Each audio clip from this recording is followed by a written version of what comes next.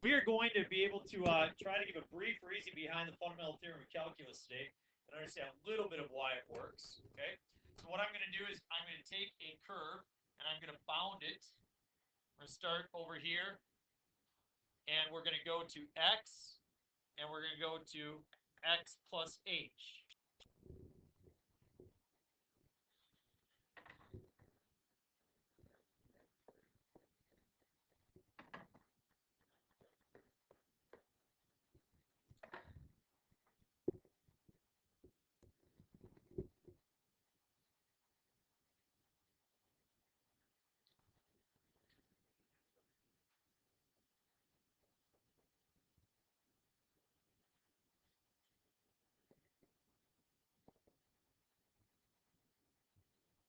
I want to write an expression for this.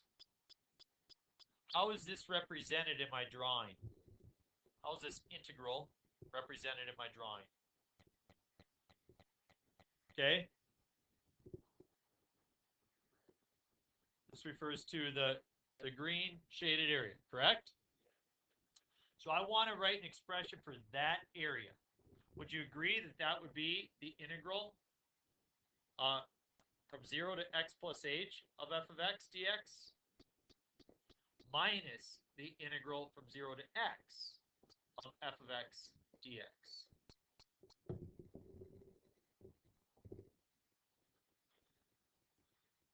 So I took the green. In order to get the green, I take the entire area and I subtract off just the blue, right?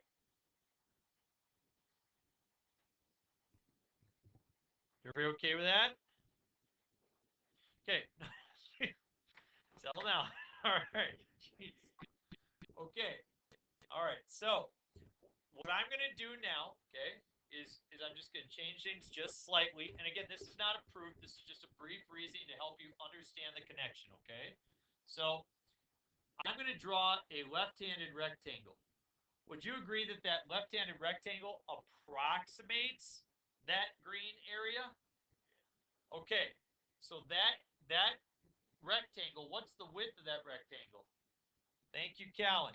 Times, what's the height? F of x.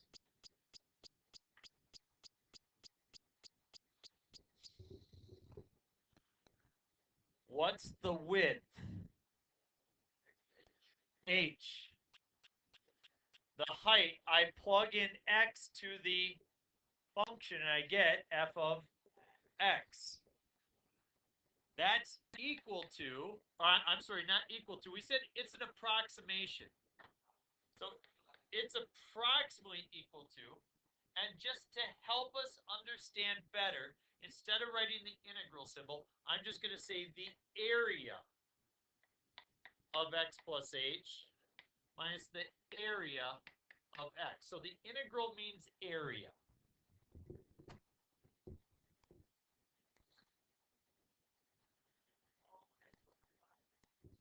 Thank you, Callan. I'm going to divide both sides by h. So f of x is approximately the area x plus h minus area of x all over h. But it's approximately. What are we missing in this that we saw here? The limit, right? Well, let's think of what that limit means as we interpret it. The limit as h goes to, as h becomes smaller, does the rectangle do a better job or a worse job of approximating? It does a better job, right? To where it would eventually be exact, wouldn't it? So then all of a sudden, f of x is the limit as h goes to 0 of a of x plus h minus a of x all over h. It's pretty much what Carter said, only he didn't. Well, you just said put it over h. We can't do like we gotta make an argument. You can't just like pull things out of thin air. Oh my gosh. Oh, YouTube, I apologize for my students. Okay, now look at what we got here? Look at what we're saying. This is the key connection. Look, you got to make it. Derivative of sine is cosine. Derivative of natural log is derivative of e to the x is. So that means that the derivative of the area function is the function. The derivative of the area function is the function that bounds it.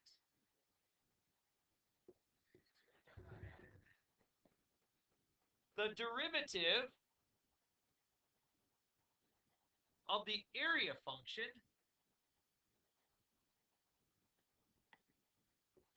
is f of x, the function that creates the boundary.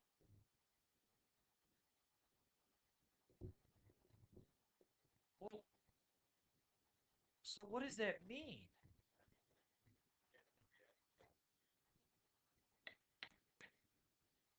So what's the derivative of x cubed?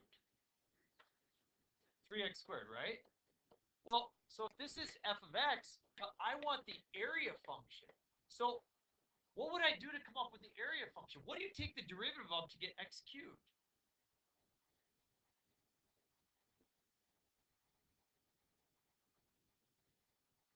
Right? Okay, I'm going to teach you guys how to find, but wouldn't I take the derivative of that to get that? So all of a sudden, if this is my function, I can come up with the area function by going in the opposite direction.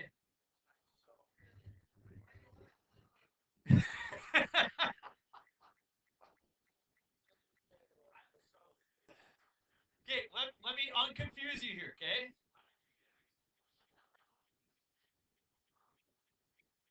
The antiderivative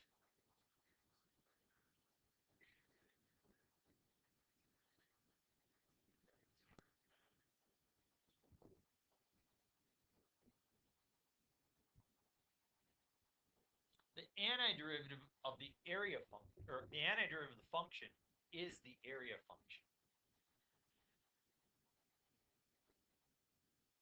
And that brings us to the fundamental theorem of calculus. Part 1 we're actually going to look at on Friday. Part 2 is what we look at today. Part 1's a little bit confusing. But so Carter's big question was antiderivative. Well, if f of x is x to the n, what is f prime of x? N times x to the n minus 1. I mean, we're really good at that, right? Like, we've been doing that forever, right? Well, we call the antiderivative big F.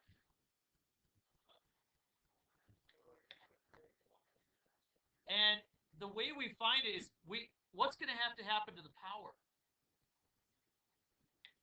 It's got to go up, and we divide by the new power.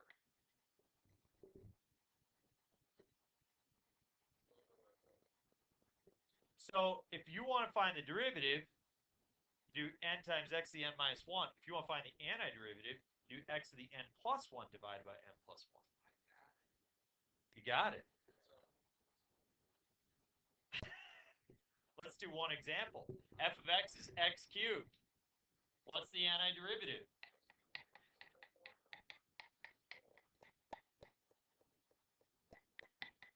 How about if it's 5x to the 4th? How about 5x to the 5th over 5, which is x to the 5th? Go get some brain food. Come back smarter, folks. We got big stuff today. Okay, we pick up antiderivatives. Here we go. We got the antiderivative of 5x to the 4th. We increase the power by 1, and we divide by the new power. So therefore, you just get x to the 5th. You all good with that one? Okay, 4x to the 6th. So the antiderivative is, that's all there is to it. Now this one we have to rewrite. It's 3 halves x to the negative 3rd. So therefore, you got to increase the exponent by 1, negative 2. So 3 over 2x to the negative 2, then divided by the new exponent, negative 2, or multiplied by negative 1/2.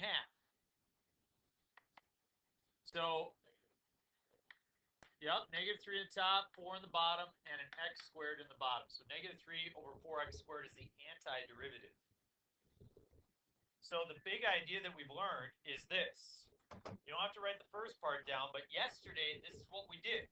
We said that the integral, or the area from a to b, bounded by the function f of x dx, we said that's equal to the limit as n goes to infinity of the sum from I equals 1 to n of f of x of I times delta x, given delta x is b minus a over n, and x of I is equal to a plus b minus a over n times I.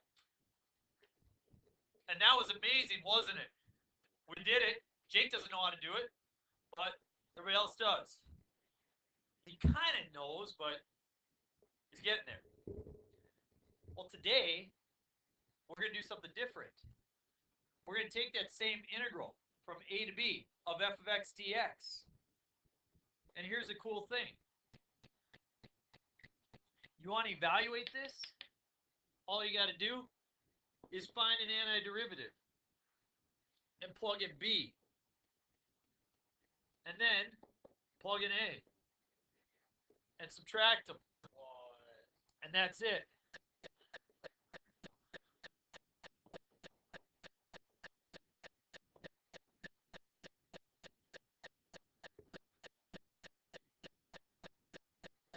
Thank you, B. Rody. You asked the question. Nobody did for second hour, and I was disappointed. We'll get to it. He said, so first of all, it's f of b minus f of a, where f is any antiderivative of f. So he said, why is it any? Because, watch this. I've got 2x. What's the antiderivative? Well, isn't x squared plus 3 also an antiderivative? Isn't x squared minus 1 also an antiderivative? Any of them would work. Because, you know, if you did the x squared plus 3 and plugged in a value for x and then subtracted the x squared plus 3, what would happen to the constants anyway? They would cancel out. So you don't have to use this antiderivative. You could use any of them. Now, obviously, we don't use the constants. What's that? Well, but you're plugging in a value. Say you plugged in 9 and say you plugged in 4. Well, you know, the 3's cancel, but, you know, those values don't. Okay. All right, so let's go. Evaluate the following. This was the very first question we encountered in this unit. We said, let's find the area bounded underneath x squared from 0 to 2. Let's add up an infinite number of rectangles. Or wait a minute. Let's just do calculus. What's the antiderivative of x squared? And then this is the symbol that we use. So this is your new notation. We draw a bar, and at the top of the bar, we put the top bound and the bottom bound. That means we evaluate it at 2, and then we evaluate it at 0. So I plug in 2, and I get minus 0 over 3, which is, that's the exact area.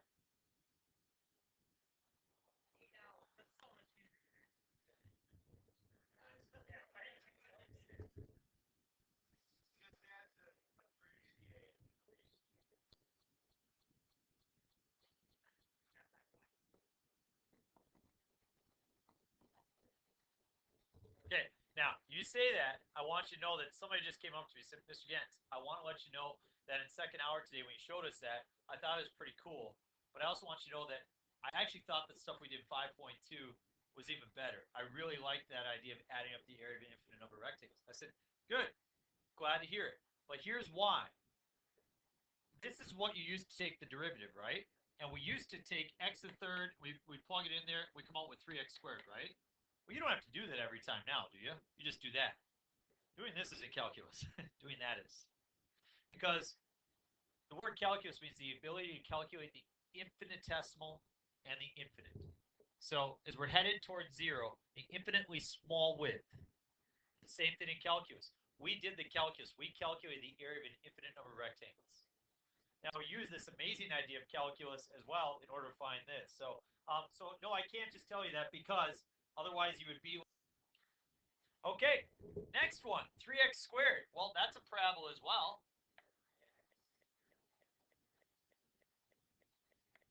Okay, very good. Jake from State Farm says the antiderivative of x is x to the 30. He's 100% correct. He's going to evaluate that. And you get 64 minus 8 is... Oh, I mean, that's a bit... If you can't appreciate how cool that is... I got a question. That's awesome. What?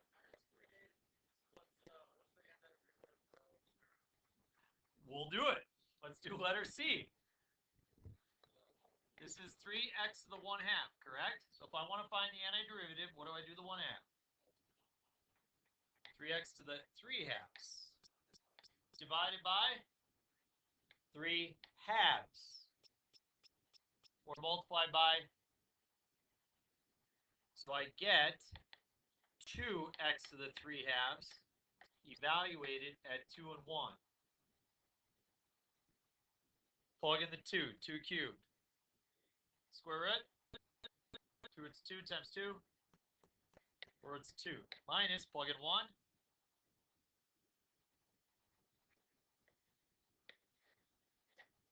That is the exact area.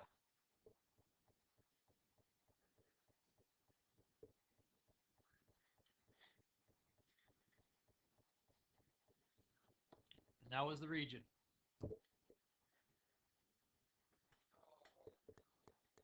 Okay, second R had the exact same. Okay, antiderivative of x cubed. X to the 4th over 4 minus x to the 3rd over 3 plus x squared minus evaluated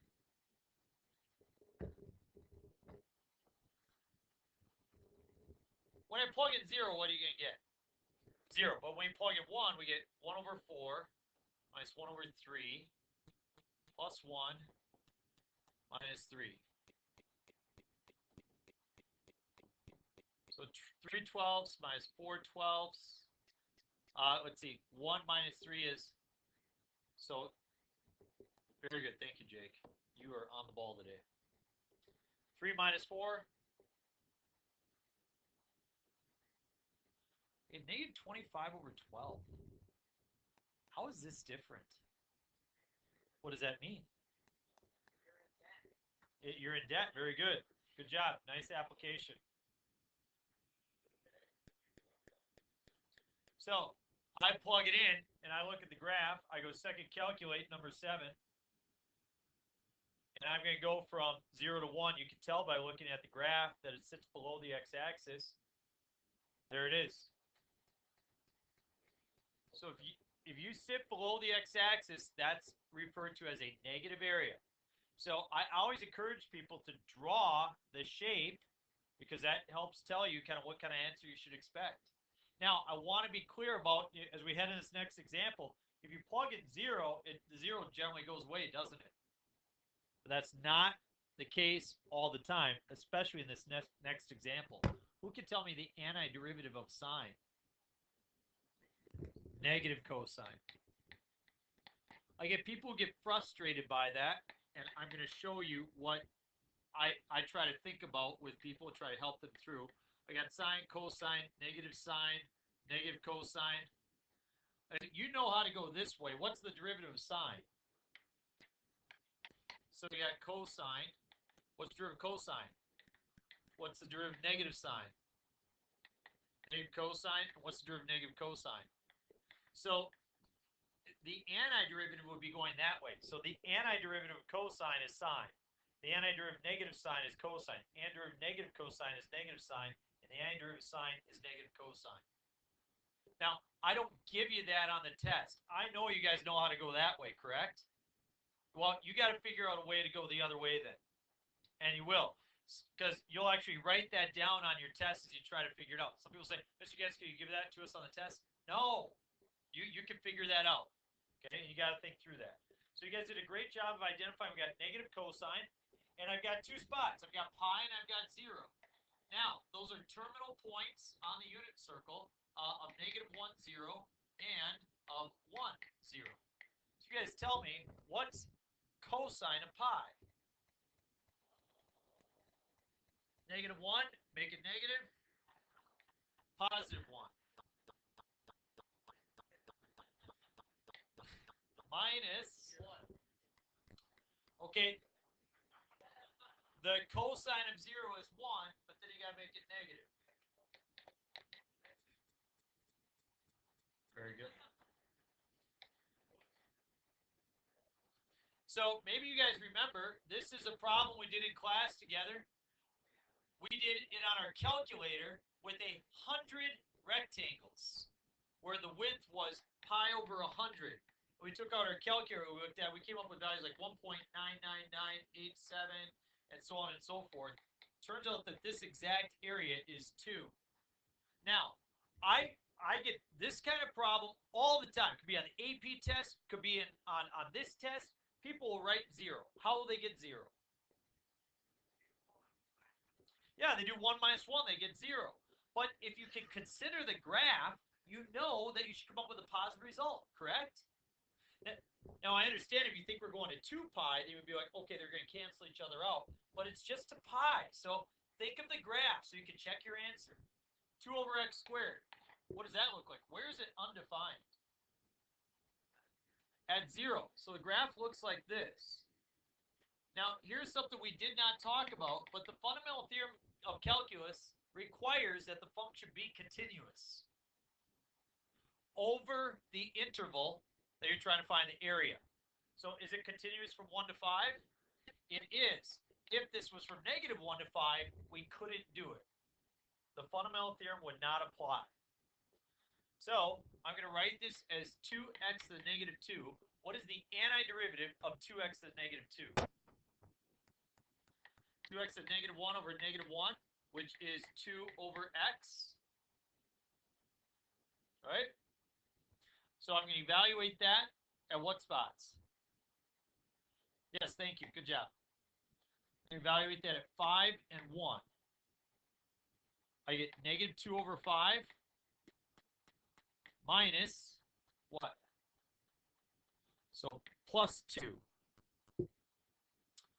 Or -2 over 5 plus 10 over 5. And I get 8 over 5.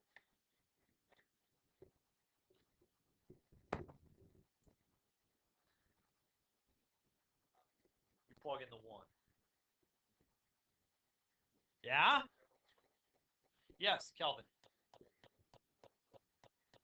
Got it? Okay, I got a nice worksheet for you.